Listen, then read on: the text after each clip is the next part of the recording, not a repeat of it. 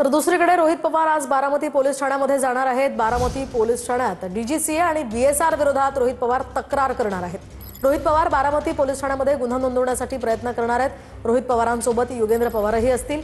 दरम्यान सध्या बारामती पोलीस ठाण्याबाहेर अजितदादा समर्थकांनी मोठी गर्दी केली आहे। शिवाय कालही गुन्हा दाखल करून घेण्यास मुंबई पोलिसांनी नकार दिला होता। यावरून मरीन ड्राईव्ह पोलीस ठाण्यामध्ये रोहित पवार आक्रमक झाले होते। आज ते बारामती पोलीस ठाण्यामध्ये तक्रार करण्यासाठी येणार आहेत। ही तीन महत्त्वाची दृश्य आपण पाहतोय। एडी इज डिफरंट आणि एफआयआर इज डिफरंट। 304 ची घटना होती। एखादा ट्रक ड्रायव्हर रस्त्याने जातो, एखाद्या माणसाला उडवतो, तरी त्याची एफआयआर दाखल होती। ही घटना सामान्य नाही तेवढी, ही घटना फार गंभीर आहे, ज्वलंत घटना आहे आणि ह्या घटनेमुळं महाराष्ट्रावर परिणाम झाला, अख्ख्या महाराष्ट्राचा तोटा झालेला आहे।